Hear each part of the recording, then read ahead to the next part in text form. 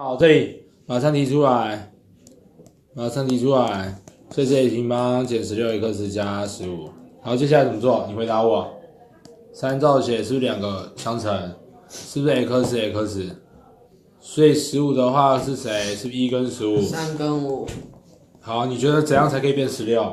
我觉得用1跟15比较适合。1跟15的话，因为你要负16x， 所以减减。2个都负。答案就出来啦。哦。